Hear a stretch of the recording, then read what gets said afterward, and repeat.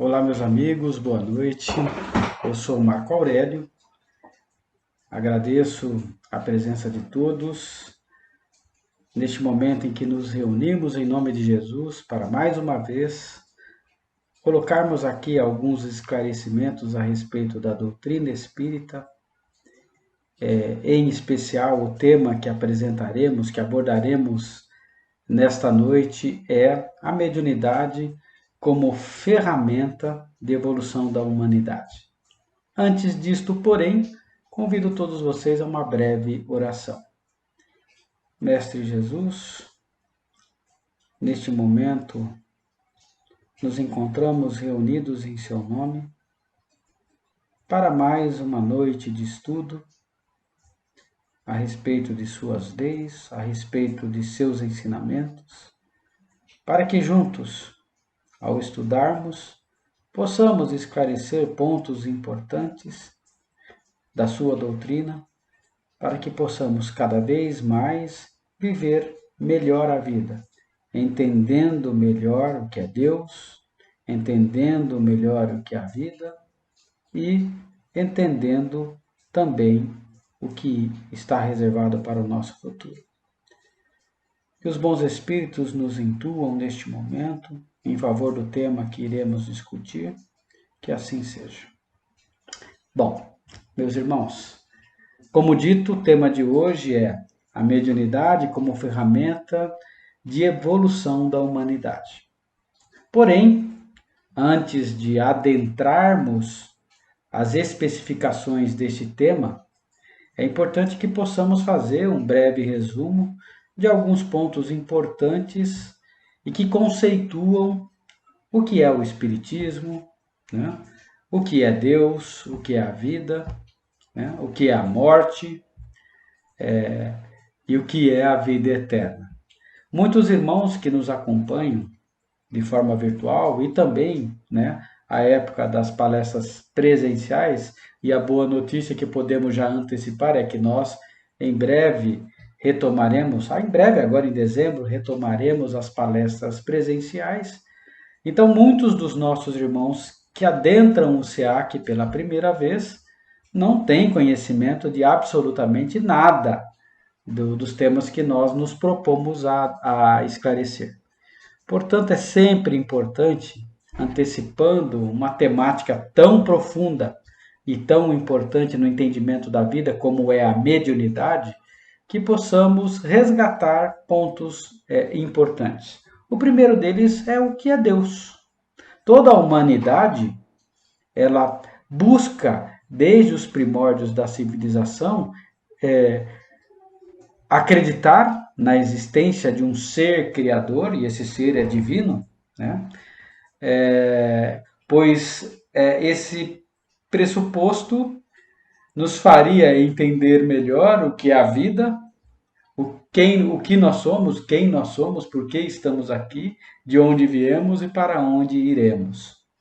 E nós encontramos na codificação escrita por Kardec, em especial lá no Livro dos Espíritos, no capítulo 1, item 1, e que tem como título Deus o Infinito, o conceito do que é Deus.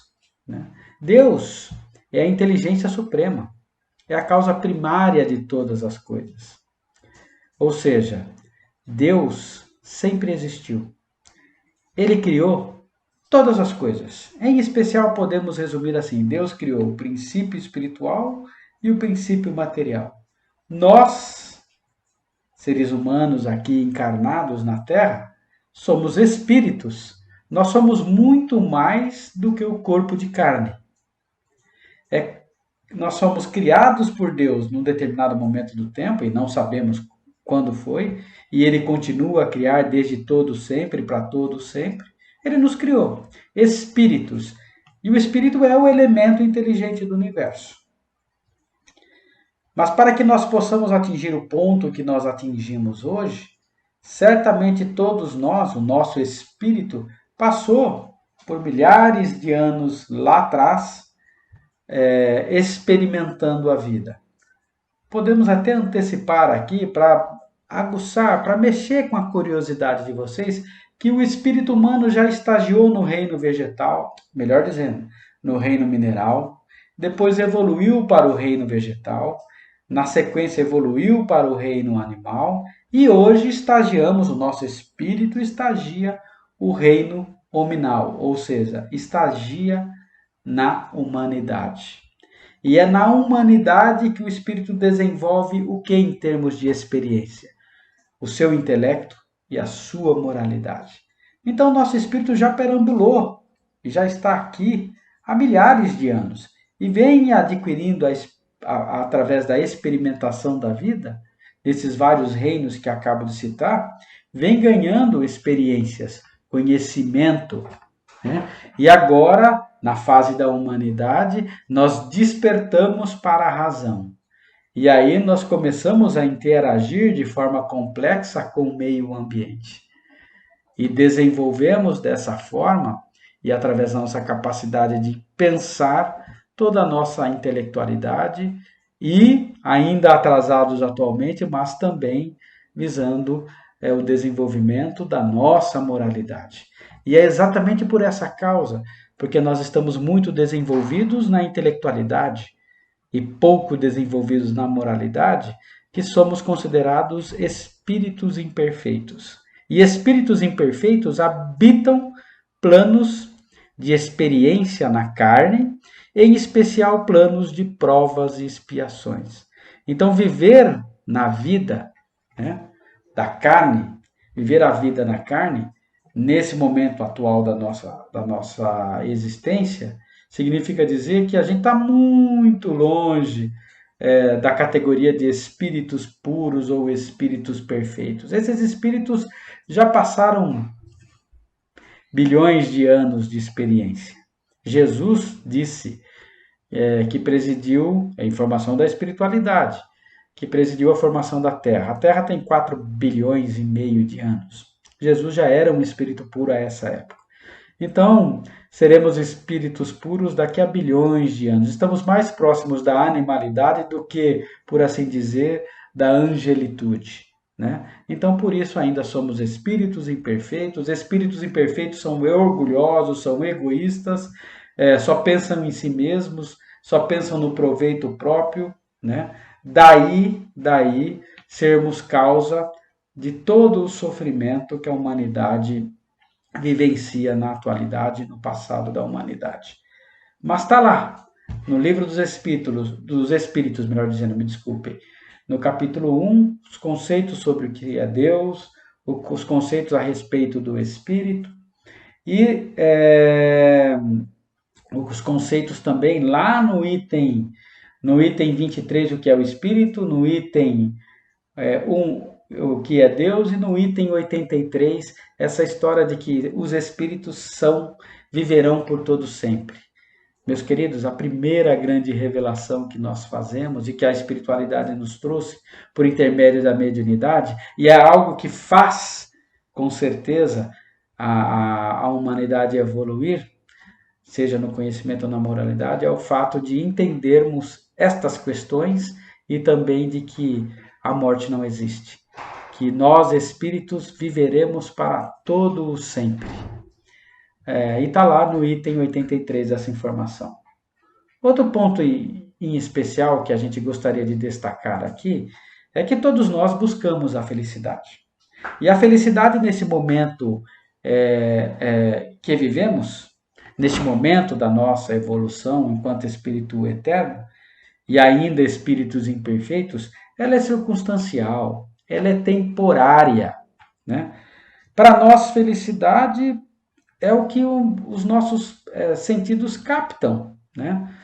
Felicidade é ter dinheiro, felicidade é ter beleza, felicidade é ter saúde, né? Enfim, a felicidade para nós ela se contextualiza em situações materiais, como dinheiro, como beleza, como amor, como saúde, né? Não entendemos, não conseguimos perceber ainda o que eu acabei de dizer, que nós só sofremos hoje porque estamos atrasados em muito diante dos espíritos perfeitos a questão da moralidade. Então, vivemos muito a era do eu, do egoísmo, do orgulho. E ser egoísta e orgulhoso faz com que pensamos só em nós e naqueles que estão mais próximos de nós. A eles desejamos todo o bem e toda a felicidade que a matéria pode proporcionar. Mas desconhecemos que a felicidade plena, de uma forma complexa, ela abrange os conceitos de caridade, que são conceitos do tipo, como por exemplo, benevolente, ou ser bondoso para com todos, ser caridoso para com todos, o perdão das ofensas, ser indulgente para com a imperfeição dos outros. Afinal de contas, nós também somos imperfeitos e prejudicamos as outras pessoas. Ser resignado diante das dificuldades da vida. Resignado por quê? Resignado é entender que sofremos porque nós causamos sofrimentos a nós e aos outros. Portanto, o que é mais importante diante de uma determinada situação que nos faz sofrer é ter a convicção disso e buscar as forças para reagir no sentido inverso, né? Ter a força necessária para o embate das dificuldades da vida, para que possamos, vencendo essas dificuldades, dar os próximos passos em relação à felicidade plena. Então, precisamos sim nos resignar diante das dificuldades da vida. Afinal de contas, elas nos ensinam, né, a solução dos mais variados problemas que a humanidade tem enfrentado desde os princípios dos tempos, né? É ela quem tem impulsionado o homem adiante.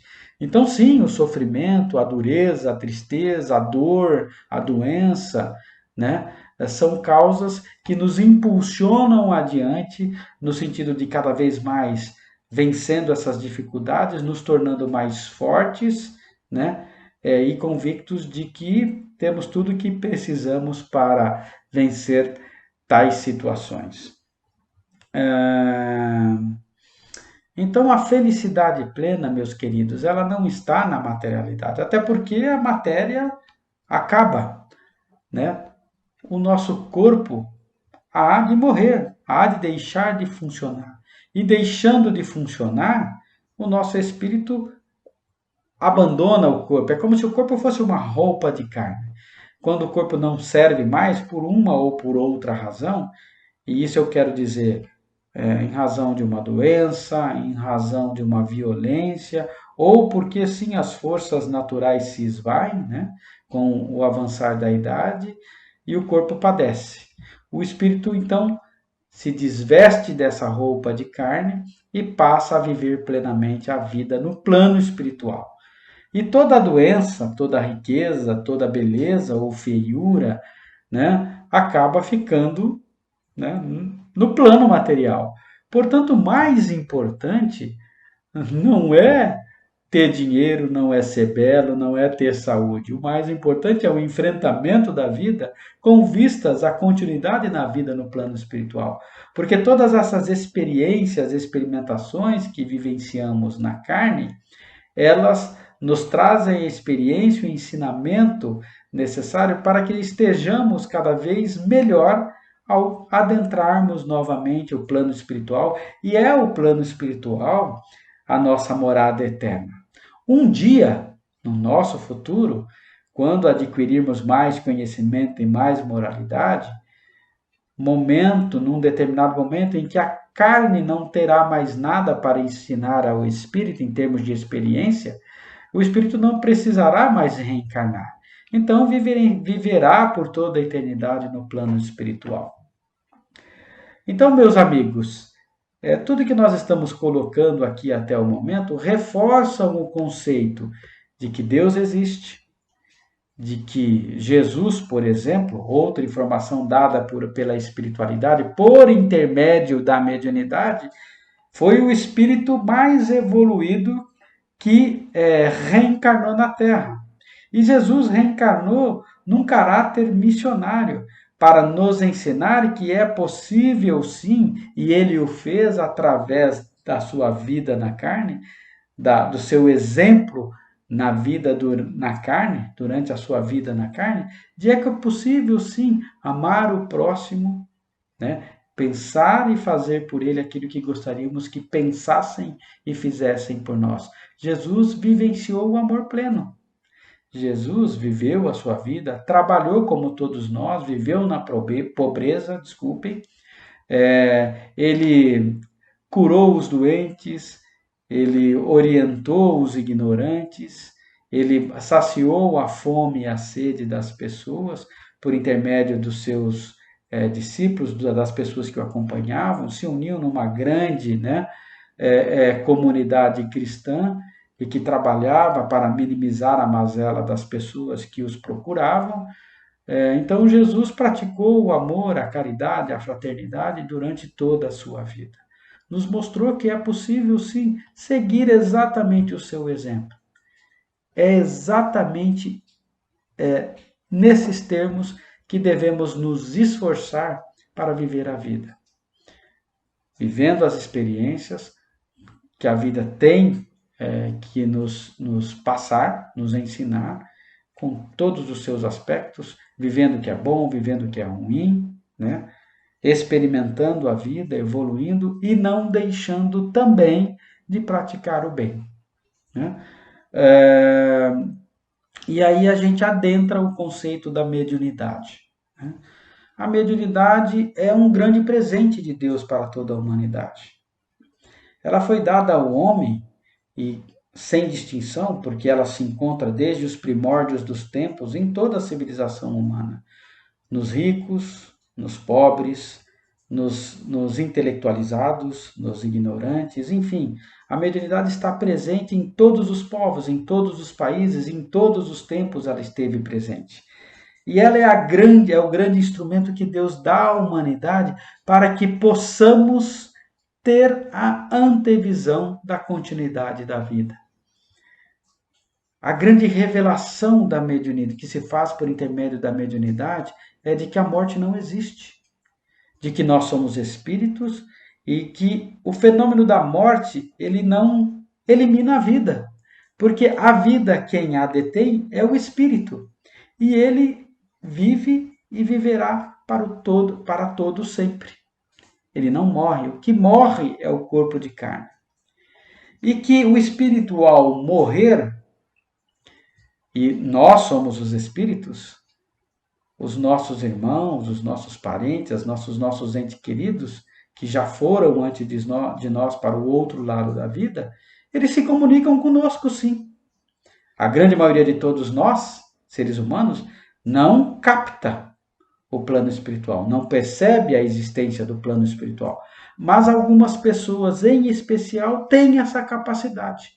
E essa capacidade, ela está disposta no nosso corpo. Encontramos informação na literatura espírita, também na codificação expressa por Kardec, que os médiuns, e aí eu digo os médiuns de forma ostensiva, esses que têm a capacidade de perceber o plano espiritual. E essa percepção ela se dá de várias formas. Tem médiuns que veem o plano espiritual, tem médiuns que escutam os espíritos se comunicando. Tem médiuns que captam o pensamento dos espíritos. Há médiuns de cura, há médiuns de intuição, há médiuns que essa intuição ela se reflete, por exemplo, nas artes, como a música, a poesia, a pintura. Há vários tipos de mediunidade. E o médium pode ter uma ou mais possibilidades, capacidades relacionadas a esses diversos tipos de mediunidade, né? E é por intermédio dessas pessoas que se possibilita o intercâmbio entre quem está lá do outro lado da vida com nós, espíritos encarnados. Portanto, Deus não afasta as pessoas que se amam, porque a morte não existe. E essa informação só nos é possível compreender a partir do momento em que investigamos o fenômeno da mediunidade de forma séria, de forma profunda, pois só assim, e por muito tempo, diga-se de passagem. Temos que buscar conhecer o fenômeno da comunicabilidade dos espíritos, que se expressa pela mediunidade de forma séria, profunda e por muito tempo. Eu, por exemplo, estou na doutrina espírita há 20 anos. Estudo todos os dias, né? Leio todos os dias a codificação, a literatura que nos vem por intermédio da mediunidade, enfim, a experimentação nos grupos mediúnicos do fenômeno da comunicabilidade dos espíritos. Eu vivencio tudo isso há 20 anos. Então eu estou convicto de que Deus existe, de que Jesus é o nosso grande mestre espiritual, guia e modelo para a humanidade, de que eu sou um espírito que viverá para todo sempre, e, portanto, todos aqueles com os quais eu convivo hoje, já convivi em outras vidas, ninguém se perde, ninguém deixa de existir, nós continuaremos vivos no plano espiritual e nos reencontraremos como uma grande irmandade.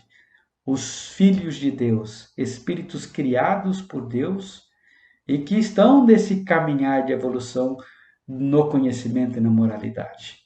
Então, tudo isso só foi possível, toda essa revelação só foi possível à humanidade por intermédio da mediunidade, por intermédio dessas pessoas que têm a capacidade de perceber a existência do plano espiritual. E nos idos do século XIX, esse fenômeno da comunicabilidade dos espíritos se fez muito presente por programação de Deus. O fenômeno da comunicabilidade se espalhou de uma forma ostensiva por todo o planeta Terra. Sempre existiu, mas em especial nos idos do século XIX, nós damos aqui 2 exemplos. Nos Estados Unidos, pesquisem, por favor, com seriedade, com profundidade, a história das irmãs Fox relacionadas ao fenômeno na cidade de Hydesville. Pesquisem a biografia, melhor dizendo, de Allan Kardec. Um pedagogo, um professor, um educador, um homem de ciência reconhecido nos idos do século XIX na França por toda a sociedade francesa, por toda a sociedade europeia, como um grande cientista, um grande reformador do sistema educacional, não só da França, mas da Europa. Esse homem soube, através de amigos também sérios como ele, da existência do fenômeno das mesas girantes em Paris, e ele foi lá investigar, né, que por trás desse fenômeno das mesas girantes havia algo inteligente, que não era o fato das mesas se movimentarem, levitarem no ar, que as tornavam inteligentes, é que elas respondiam através de batidas, né, as perguntas que eram feitas, mas na verdade não era a mesa que batia, eram os espíritos que, manipulando, né, através do fluido cósmico universal, a matéria, respondiam, fazendo com que a mesa batesse num determinado número de vezes e eles interpretassem, por intermédio do alfabeto, o que essas batidas traziam de informação. Kardec participou de várias reuniões, conheceu vários médiuns, e daí veio, né, a sua convicção de que o fenômeno era sério, os médiuns não eram um fenômeno de embuste, de enganação, muito pelo contrário, era um fenômeno real, e que por trás do fenômeno havia algo inteligente, que o fenômeno atestava a realidade do plano espiritual. Esse foi Kardec. E Kardec, compilando como pedagogo, como educador, uma série de perguntas relacionadas ao que é Deus, o que é a vida, de onde viemos, por que estamos aqui, para onde vamos, sobre o universo, formação da Terra, penas e gozos, o céu e o inferno, enfim, inquiriu, questionou a espiritualidade e as respostas vieram por intermédio de vários médiuns, né? E a partir dessas respostas, ele ordenou as perguntas e as respostas e publicou a codificação espírita, que é complexa, que é vasta e que compõe, em especial, o Livro dos Espíritos, o Livro dos Médiuns, o Evangelho segundo o Espiritismo, o Céu, o Inferno, a Gênese, entre outras, outras informações que, por exemplo, a gente tem na Revista Espírita, que foi publicada durante 10, 11 anos. Vale a pena investigar com seriedade, com profundidade e por muito tempo essas informações que nos são trazidas pela espiritualidade, né? Jesus nos prometeu o Consolador, né? E nós encontramos isso lá em João 14, versículos 15 a 17 e 26, e eu vou ler aqui, né? Se me amais, guardai os meus mandamentos, e eu rogarei a meu Pai, e ele vos enviará outro Consolador, a fim de que fique eternamente convosco. O Espírito de verdade, que o mundo não pode receber, porque o não vê e absolutamente o não conhece. Mas, quanto a vós, conhecê-lo-eis, porque ficará convosco e estará em vós. Porém, o Consolador, que é o Santo Espírito, que são os Espíritos perfeitos, melhor dizendo, que meu Pai enviará em meu nome, vos ensinarão todas as coisas e vos farão recordar tudo o que eu vos tenho dito. Todas essas informações são informações reais, factíveis, que certamente mudam a nossa visão da vida. A vida ela não fica mais restrita ao plano material. Passamos a antecipar a vida futura após a morte no plano espiritual. E desta forma, com esse conhecimento em especial, adquirimos mais força, porque entendemos melhor todas as experiências que passamos nesta vida. Todos os sabores e dissabores, tudo que é bom, tudo que é ruim nos acontece, porque somos espíritos imperfeitos, mas é uma grande experimentação, um grande ensinamento que o espírito precisa para cada vez mais conhecer mais e se melhorar no aspecto moral, né? Percebendo no próximo aquele que ele tem que pensar o bem e fazer o bem. E só assim a humanidade toda viverá de uma forma mais justa e fraterna. Tudo isso só é possível, meus irmãos, porque os médiuns são as grandes testemunhas para todos nós de que Deus existe, de que somos espíritos, de que a vida é eterna e que, sabendo de todas essas coisas, podemos compreender melhor este momento enquanto encarnados e enfrentando, né, com mais fortaleza, com mais fé, né, todas as vicissitudes da vida. Portanto, a mediunidade é sim a grande ferramenta de evolução da humanidade, presente que nos foi dado por Deus, para que o fenômeno nos chame a atenção e, nos chamando a atenção, possamos investigá-lo com seriedade, com profundidade e por muito tempo. Só assim adquiriremos a convicção de todas essas coisas, né? E é exatamente por tudo isso que acabo de comentar com vocês, por ter convicção de que Deus existe, de que sou um espírito eterno e de que viverei para sempre, que eu estou aqui diante de vocês neste momento, fazendo o convite. Estudem estas coisas, que realmente, se a mim tem feito toda a diferença, me trazendo mais força, mais fé para o embate da vida enquanto encarnado, certamente auxiliará a todos vocês. Que Jesus abençoe a todos, paz e bem no coração de todos vocês. Muito obrigado. Que assim seja. Caríssimos irmãos, que a paz esteja conosco. A beneficência é uma das práticas que traz grande alegria à nossa alma.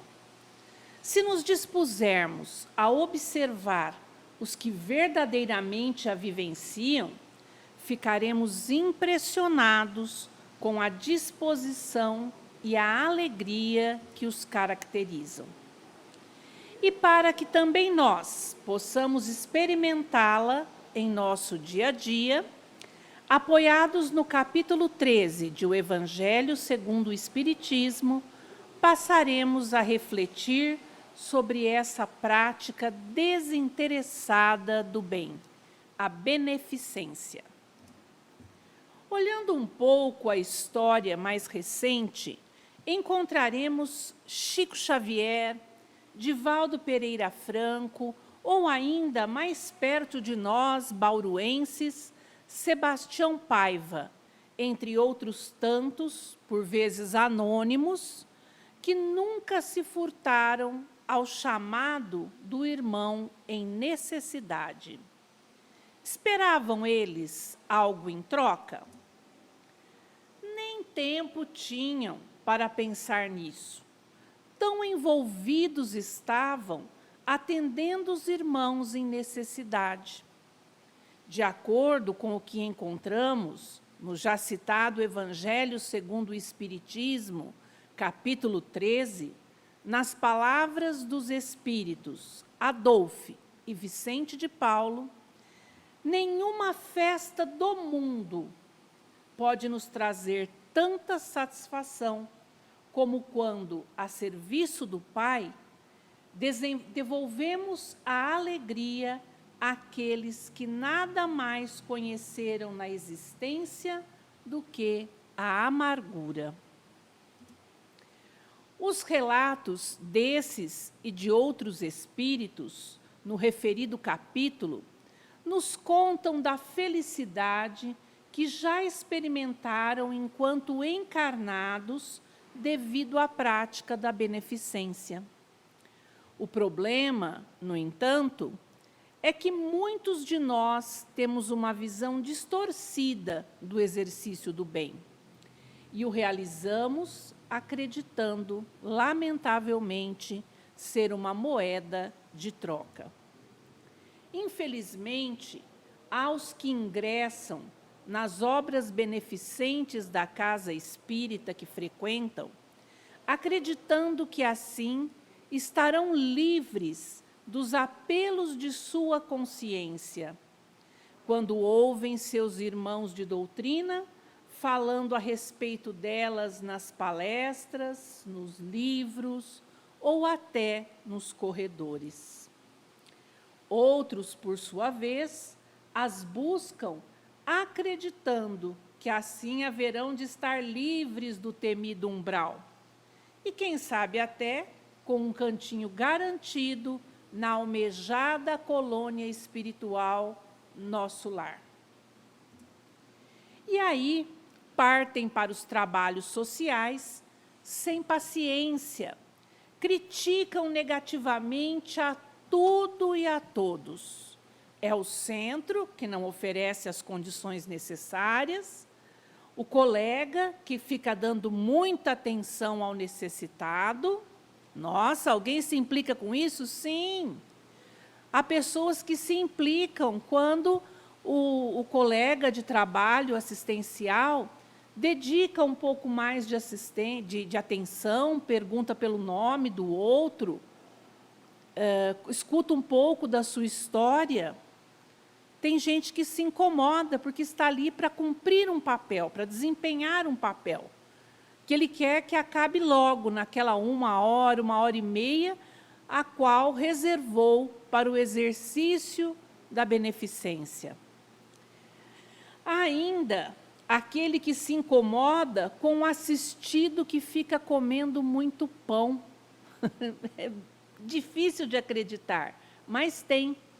A pretexto de achar que aquela pessoa está sendo gulosa, que não vai sobrar para o outro, e às vezes até acreditando nisso, a pessoa acaba destratando, acaba sendo grosseira mesmo com aquele nosso irmão que às vezes não comeu o dia inteiro e a única oportunidade que tem de saciar um pouco a sua fome é ali, naquele trabalho social. E por aí vai, meus amigos. São pessoas que realmente praticam a beneficência, entre aspas, não é?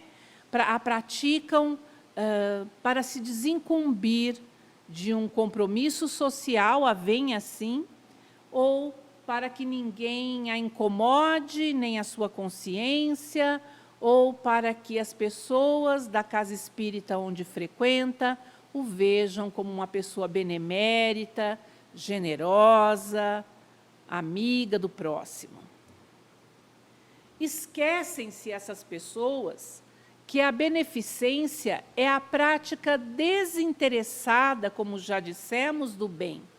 Ou seja, a beneficência não espera nada em troca. É a vivência plena da caridade. Todos estão aptos a praticá-la. Não há necessidade de ganhar na loteria para então construir a obra social dos seus sonhos. Basta ter disponibilidade, entendida aqui como vontade que colocamos de fazer o bem em ação. Então, todas as vezes que nós colocamos em ação nossa vontade de fazer o bem, nós estamos praticando a beneficência. Porque entre o ser benevolente e a beneficência existe uma pequena diferença.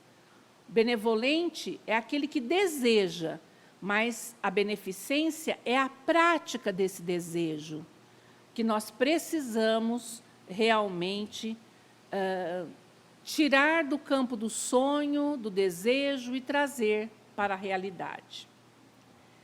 É a oportunidade, a beneficência que temos de alcançar a felicidade ainda aqui, enquanto encarnados.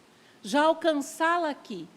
Não precisamos desencarnar para sermos felizes. Podemos encontrar a felicidade neste plano em que estamos, praticando a beneficência, a caridade. A beneficência permite que superemos uma das nossas maiores dificuldades, que é o egoísmo. E também ela atua como uma bondosa consolação nos nossos momentos difíceis. Quando estamos passando, às vezes, por uma situação angustiante, mas saímos da nossa casa, saímos do nosso trabalho e vamos ao local onde desenvolvemos uma atividade assistencial, por exemplo, ali envolvidos com a ajuda, com a felicidade de ver a alegria no rosto de uma pessoa, de ver a fome de alguém saciada, de ver lágrimas que não mais escorrem. Isso nos renova, nos consola, nos faz ver que, afinal de contas, todo problema guarda em si uma solução. Observe também como ficamos felizes, emocionados mesmo, só de ouvirmos a narração de um trabalho de caridade. Quando nós escutamos uma história, um dos muitos casos da vida de Chico Xavier, uma história da vida de Divaldo, uma história, né, de ação da vida de Richard Simonetti, nós nos tocamos, nós ficamos emocionados. E aí, meus amigos, só de ouvir já ficamos assim, que dirá se praticarmos esse amor ao próximo? Comecemos pelo próximo mais próximo, a praticar a beneficência. Nós temos amigos, familiares, conhecidos, que por vezes têm necessidades não só materiais, mas emocionais, espirituais, de auxílio. E está ao nosso alcance prestar esse auxílio, sem humilhar, sem se vangloriar disso, sem que a mão esquerda saiba o que a direita fez. Então, vejam, você tem aquele familiar que está desempregado, passando por uma situação difícil de alimentação com a família. Você, felizmente, tem um trabalho, tem uma mesa razoavelmente farta. Ligue para esse parente e o convide para almoçar. Não precisa dizer, como eu sei que você está desempregado. Não. Olha, eu ficaria muito feliz se hoje você viesse almoçar conosco. Traga a sua família. E aí, durante o almoço, converse sobre amenidades, sobre esperanças, né? Sirva com alegria aquela mesa, compartilhe o seu alimento com alegria. Não fique humilhando o outro que não tem. Não fique depois contando aos amigos de trabalho, aos demais familiares, que você generosamente, né, chamou o seu parente necessitado para um almoço. Não faça isso. Apenas o convide, compartilhe com ele o alimento e seja feliz junto com ele. Aquele seu amigo está passando também uma situação difícil. Fica acanhado de pedir auxílio. Quantas vezes nós não podemos fazer isso? Liga para ele e diz assim: olha, fulano, eu recebi uma cesta básica do meu trabalho, mas ela é grande demais para minha família. Posso repartir com você? Você aceita? Assim, dessa maneira, simples, né? Posso repartir? Eu fui à feira, e, nossa, os maços de verdura essa semana estavam muito grandes. Aqui em casa não vamos dar conta. Posso repartir com você? É uma forma agradável, gentil, de compartilhar. Faz um bolo e fala: nossa, eu fiz esse bolo e lembrei que vocês gostam, vim trazer um pedaço, ou vim trazer o bolo. Estava lembrando de vocês a hora que eu estava fazendo esse bolo, lembrando o quanto vocês gostam e vim trazer o bolo para vocês. Nossa, fui ao supermercado e encontrei lá um pão que você gosta muito. Nossa, lembrei tanto da nossa infância. Comprei o pão, não resisti, vim trazer para você. Você não precisa dizer para ele que você sabe a necessidade em que ele se encontra. E nem traduza isso, cuidado com o olhar, com o gestual, viu? Porque isso também demonstra o que está por trás daquele nosso gesto. Então, façamos desinteressadamente. Até porque, com certeza, aquele parente não vai poder comprar um pão naquele momento e devolver para nós. Então, nós estamos fazendo de modo desinteressado, por amor mesmo ao próximo. Às vezes, vemos um colega de trabalho que atravessa difícil situação emocional. Não adianta despejar um palavrório no ouvido dele, mas procure ouvi-lo. Se aproxime com jeito, crie uma circunstância de leve, delicada, ou fique atento a uma oportunidade que surja para ser ouvido para ele. Muitas vezes, tudo que a pessoa precisa é falar. Não é ouvir as suas experiências, os seus sucessos, as suas superações. É apenas ser ouvido. Às vezes, um toque no ombro, com sinceridade, em um primo, um pai, uma mãe, diz mais do que mil palavras. Então, um filho que às vezes está ali estudando para a prova, com dificuldades, você não sabe bem como orientá-lo, mas você entende, né? Você às vezes não tem o conhecimento da matemática que ele precisa naquele momento, mas apoie esse filho, toque o seu ombro, sorria para ele, diga uma palavra de estímulo. Isso é a prática do bem, junto ao próximo, mais próximo. A gente começa assim, no dia a dia. E estando atentos. É preciso que, ao acordar, você se diga: hoje eu vou prestar atenção na forma como eu falo, ou hoje eu vou prestar atenção nas necessidades das pessoas, e se Deus assim o permitir, que eu possa ajudar o irmão em necessidade, o irmão sofrido, o irmão que está triste. Às vezes, o nosso irmão está precisando de um apoio espiritual, está perdido, desorientado. Aí vem a palavra amiga. Não necessariamente, ou não deve ser, né, de tentativa de conversão. Vou levá-lo para o centro espírita, vou trazer mais um espírita para a seara. Não. Você vai ofertar os ensinamentos de Jesus, vai ofertar os seus exemplos de vida. Se assim o outro se sentir tocado e quiser conhecer o centro, você o convide. Ou simplesmente o convide. Quando você tiver vontade, apareça lá. Quem sabe você encontra o que vem procurando há tanto tempo. Não é mesmo? Mas não força, deixa a pessoa à vontade. Já Kardec dizia isso. Não quero que o Espiritismo seja mais uma religião. Né? Não quero proselitismo. Não é isso que Kardec almejava quando organizou a doutrina espírita.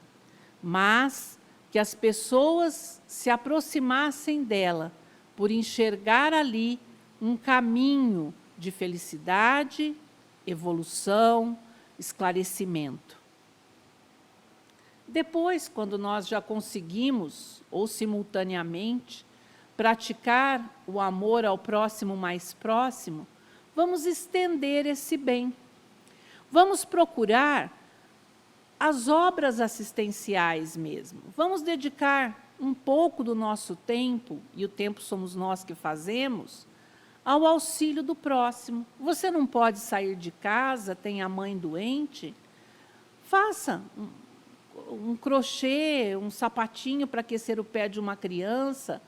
Você não tem dons de artesanato ou de costura?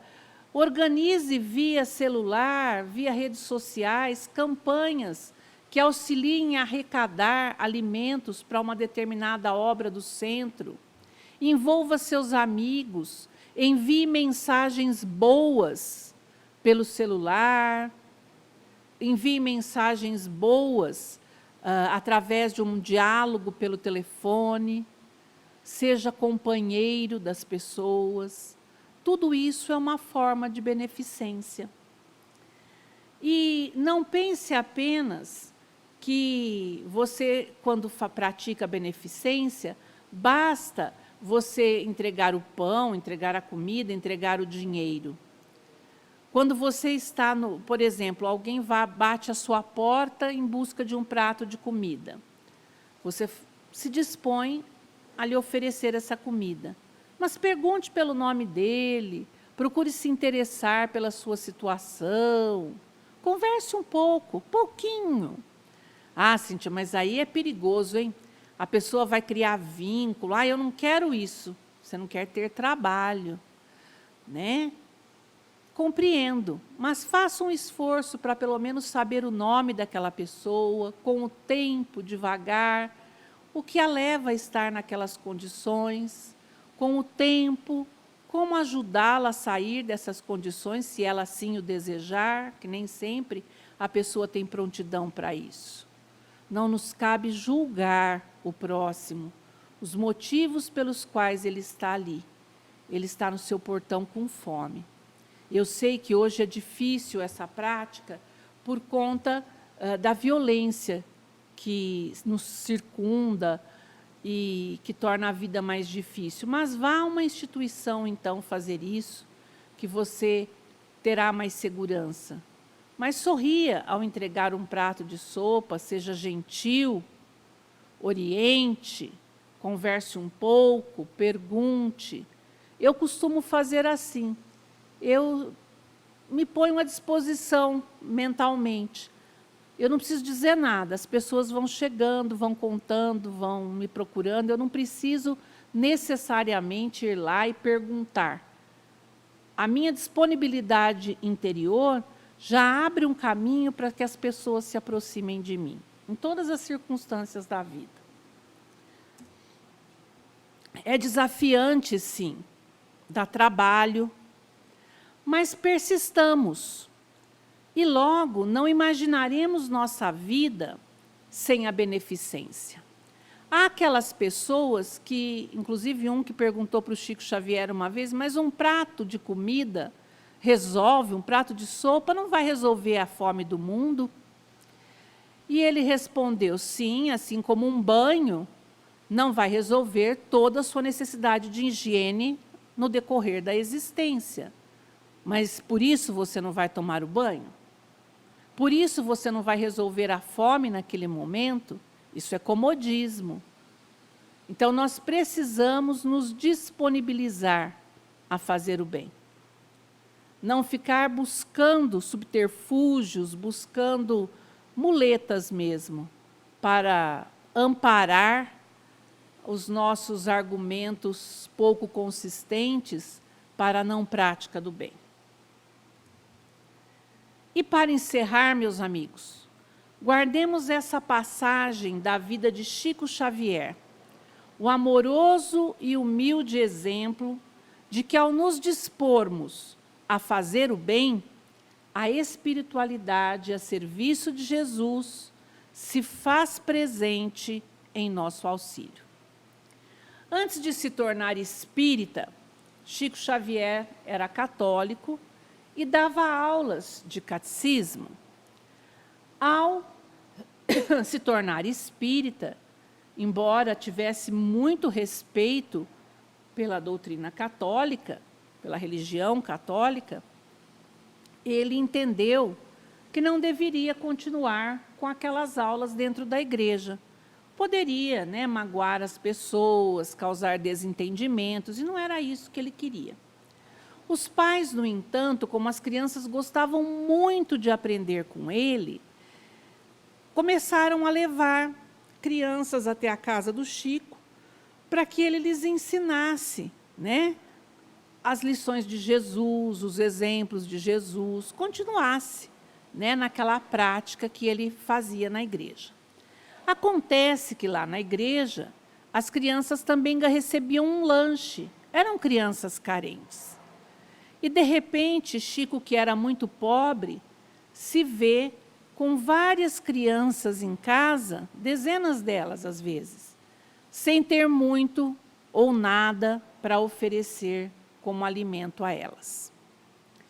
Certo dia, estava ele ensinando as crianças embaixo de uma grande árvore que havia ali na sua casa, quando ele fica condoído de não ter um pedaço de pão para oferecer àquelas crianças naquele dia. E então, ele eleva uma prece mental a Jesus, aos amigos espirituais, e roga que alguma solução seja dada, porque ele realmente gostaria de oferecer o alimento de que as crianças necessitavam, mas que ele não tinha condições. Pois bem, dali a pouco começa um vento, mais um vento, e a árvore que abriga a ele e as crianças começa a fazer um barulho, mas um barulho que parecia um uivo de lobo, segundo contam, né, os biógrafos de Chico. E a vizinhança, ouvindo aquele barulho, sai toda para ver o que está acontecendo. Aí Chico vai tranquilizando as vizinhas. Não, é apenas o vento fazendo barulho aqui nas árvores, aqui na árvore, onde eu estou ensinando as crianças. Aí uma senhora pergunta para ele, Chico, o que você tem alguma coisa? Você vai dar alguma coisa para essas crianças comerem? E ele, na sua franqueza, disse, não tenho o que dar. Ela falou, então espere um pouco. Aí ela foi conversando com as vizinhas, uma trouxe um prato de bolo, outra trouxe pão, outra trouxe um pouco de leite, outra trouxe um suco, e dali a pouco todas as crianças estavam se alimentando e ouvindo os ensinamentos de Jesus.